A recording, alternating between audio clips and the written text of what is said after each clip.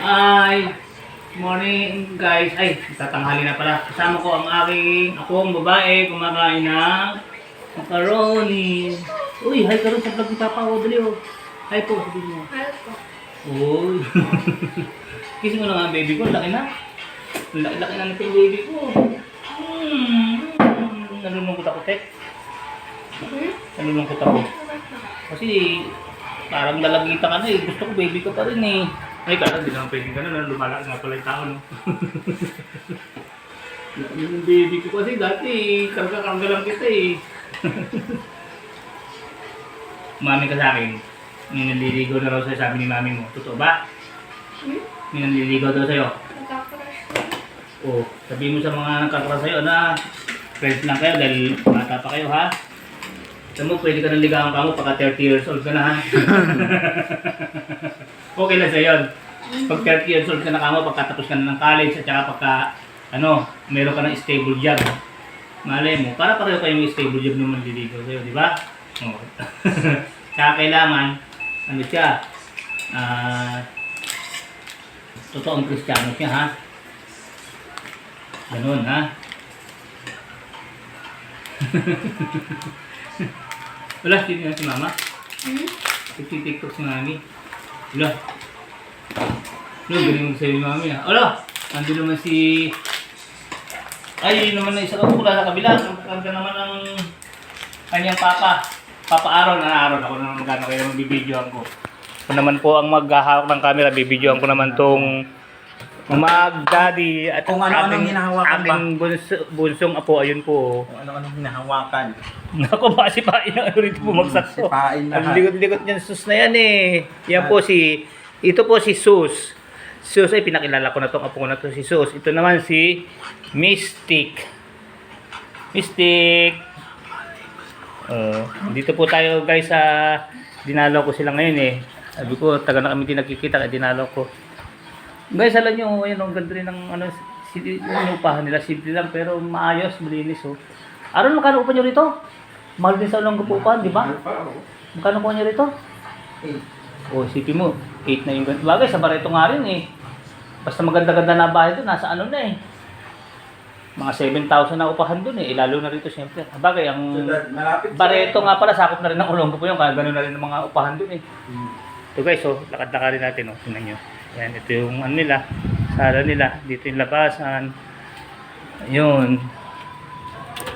Kung sakaling may ano ka, may motor ka, kahit pa paano meron silang yung vacant na pwedeng paggarahihan. Kaya okay na rin. Dahil talagang gano'n ang style ng upahan ngayon eh. Bira ka ng... May makukuha ka namang mga siguro 3,000 o kaya 4,000. Kaya lang parang yung parang pang isang tao lang kagaya nung may pinapaupahan kasi yung ko doon.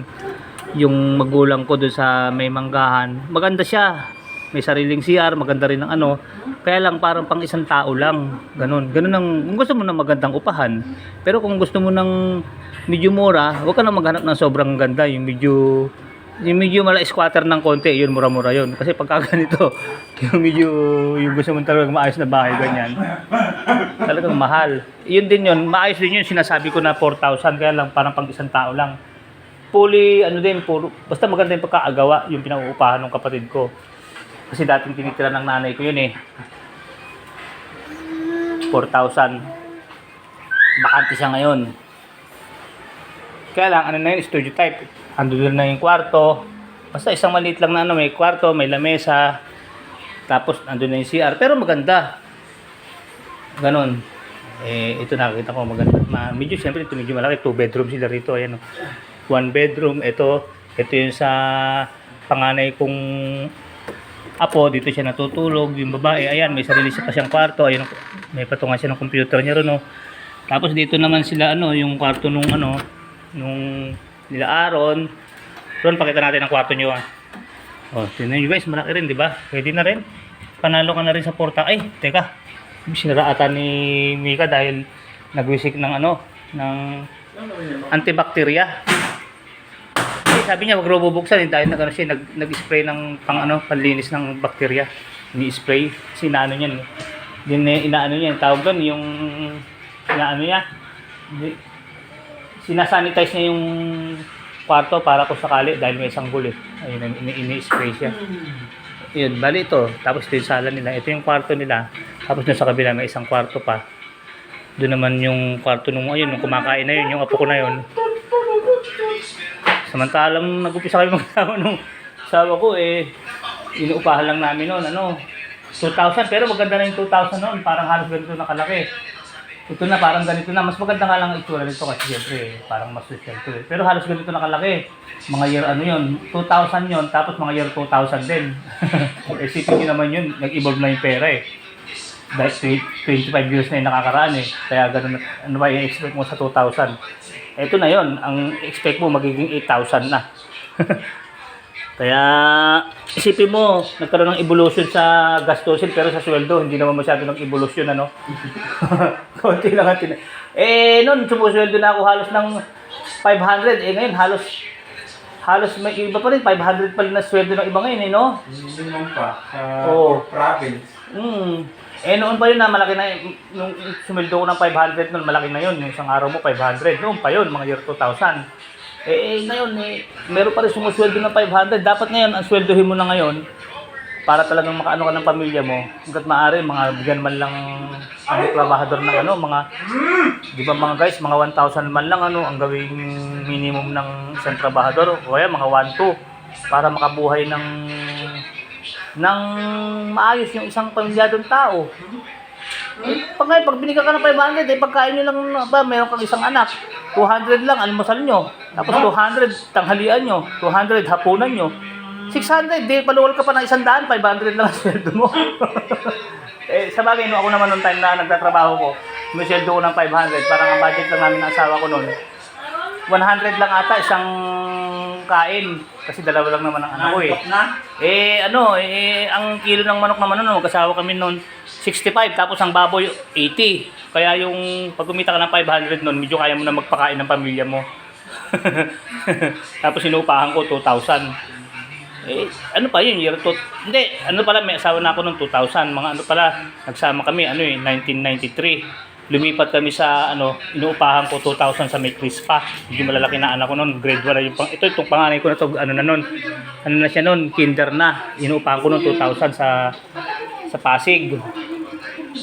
Ngayon, makakarating ng 2,000 baka upa lang sa CR yon pag 2,000. Tumira ka sa CR. Totoo po yun mga guys.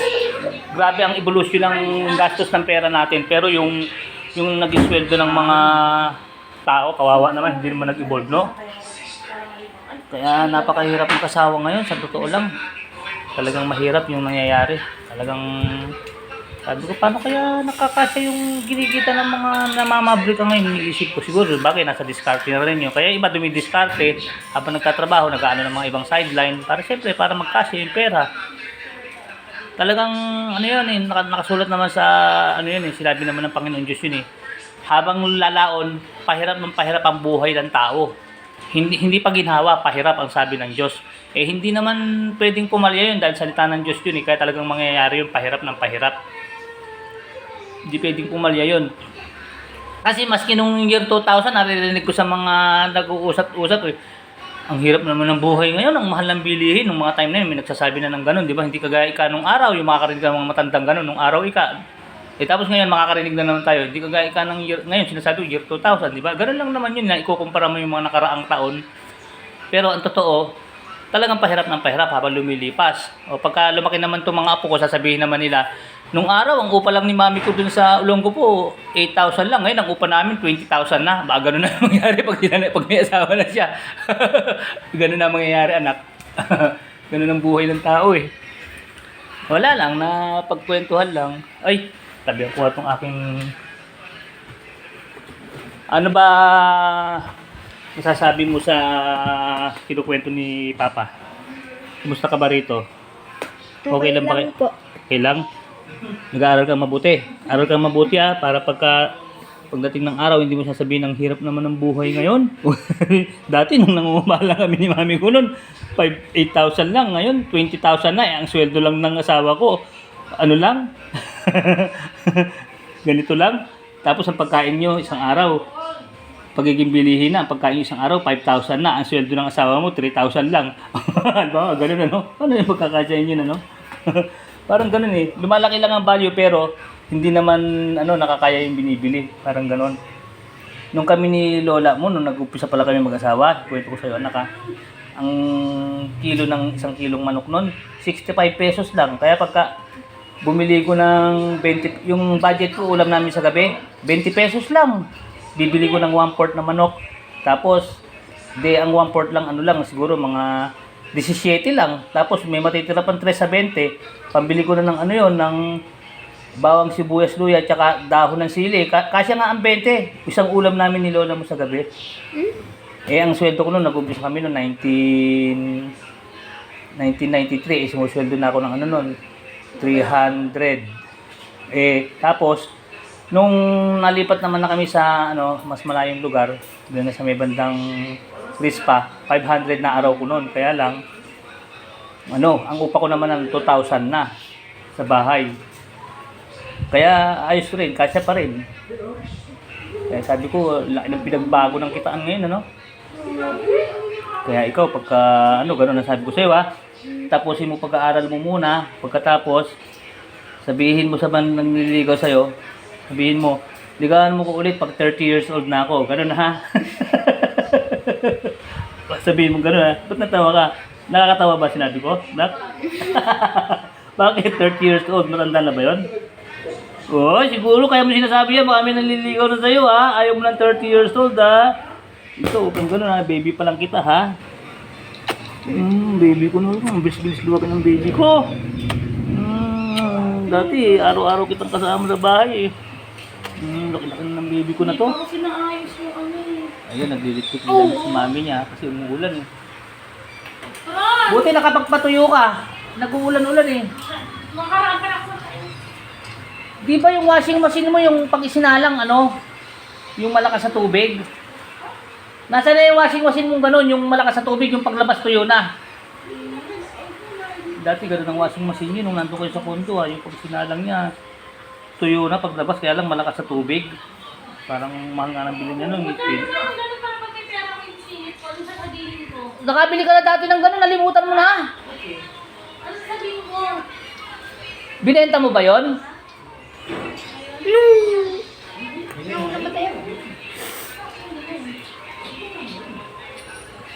Ano yan, games? Naglalaro po ng games. Yung tinan niya, no? Ayun po.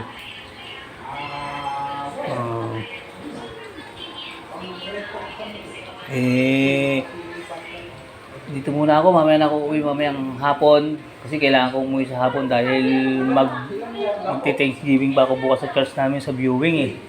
Kailangan ko umuwi mamayang hapon sa Kalapakuan. Nasa Olongo po ako ngayon eh. Dito po sa malapit sa Nelly Brown, malapit sa Lumang Palengke. Dito sila nangungupahan eh. Kasi nagtuturo dyan yung anak ko sa Nelly Brown, teacher siya eh.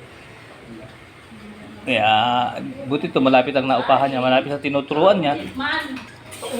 Hanggang dito na lang po. Bye-bye na po. Gaya po ng dati. Keep safe, healthy. Always trust God. Maraming salamat po sa Diyos. Anak, bye-bye ka na. Bye-bye ka na. Bye-bye po. Bye-bye guys. Bye-bye ka na. Bye-bye po. Thank you po. Saan mo yung post pa?